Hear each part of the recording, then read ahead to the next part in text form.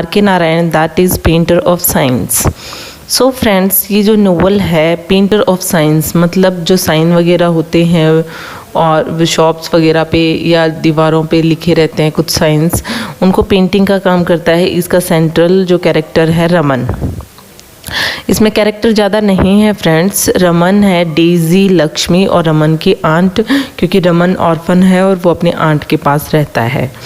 Daisy और लक्ष्मी जो है वो रमन को लव करती है, लेकिन रमन जो है एक वेस्टर्न गर्ल है डेज़ी नाम की, तो ये मतलब आपस में दे लव ईच अदर, और ये डेज़ी को ही लाइक करता है जो रमन जो है।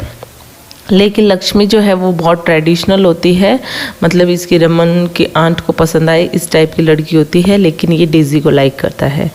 तो अगर हम इसकी बात करें, इसकी स्टोरी की बात करें, तो इसमें रमन है जो साइन पेंटर है, और ये जो फैमिली प्लानिंग क्लिनिक में एक काम करने वाली लड़की है डेज़ी, उससे लव करने लग जाता है।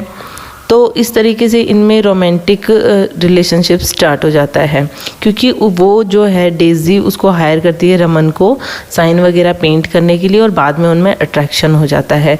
इस तरीके से 3 पार्ट्स की ये जो स्टोरी है, इसमें हम स्टार्टिंग में तो ये देखते हैं पार्ट 1 में कि जो ये किसी के लिए साइन वगैरह पेंट कर रहा है, तो कुछ लोग इसको मतलब जो इसके चार्जेस हैं वो देने से मना करते हैं, क्योंकि उनको सेटिस्फैक्टरी नहीं लगता है।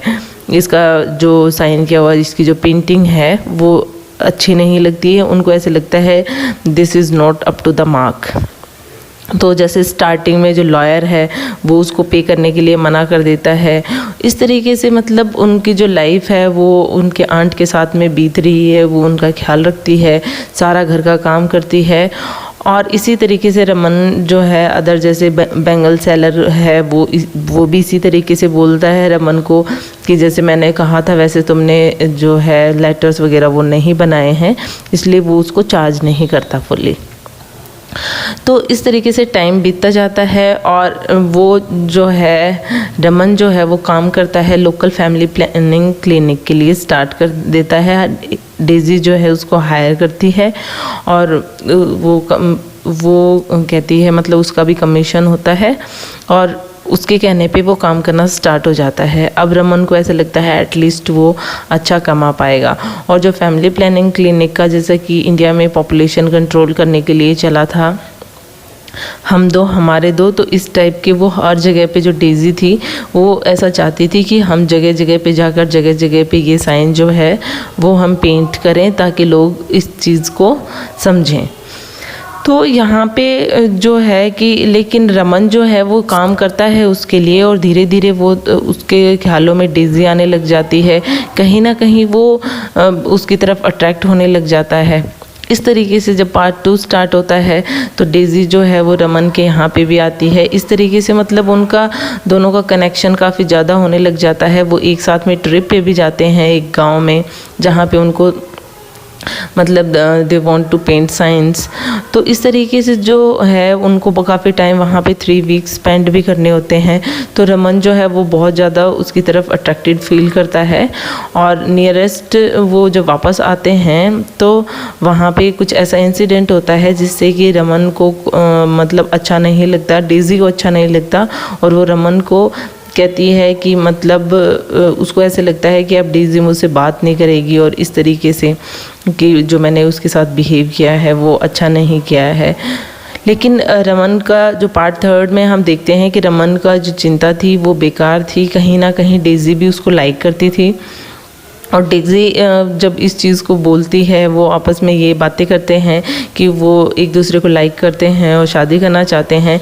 लेकिन यहाँ पे कहीं वो दोनों एक दूसरे को लाइक तो करते थे, लेकिन डेज़ी के लिए कहीं ना कहीं अपना जो वर्क था वो ज़्यादा मैटर करता था।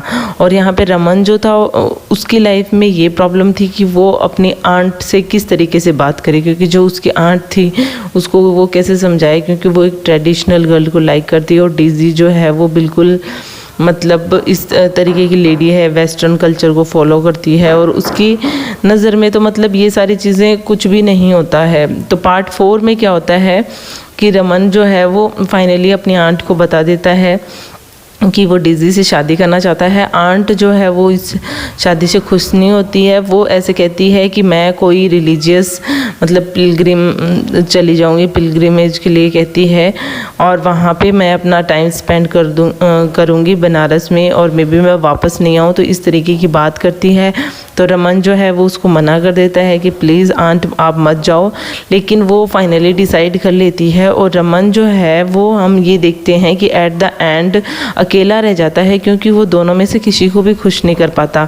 ना वो ढंग से मतलब वेस्टर्न अडॉप्ट करके या फिर डेज़ी का साथ उसको मिल पाता है, क्योंकि डेज़ी जो है उसकी आंट तो चली ही जाती है उसको छोड़कर, और साथ ही साथ में डेज़ी उसके साथ में रहती तो है, वो उसके घर पे भी आती है रहने के लिए उसके आंट के जाने के बाद में। लेकिन यहाँ पे बाद में पता चलता है कि वो भी मूव कर जाती है अपने वर्क के लिए। उसके लिए अपना वर्क जो होता है वो ज़्यादा इम्पोर्टेंट होता है। तो इस तरीके से वो चली जाती है और रमन देखता रहता है। और हम यही देखते हैं कि इसमें एट द एंड कि किस तरीके से रमन जो है वो दोनों ही रिलेशंस उसके हाथ से निकल जाते हैं। तो इसमें प्रॉब्लमेटिक थीम दिखाई गई है ह्यूमन कैरेक्टर की और उनके रिलेशनशिप की एक दूसरे के साथ में। So it is all about it. Hope you like it. If you like it, please hit the thumbs up button. Please subscribe the channel, put your views and suggestion in comment box.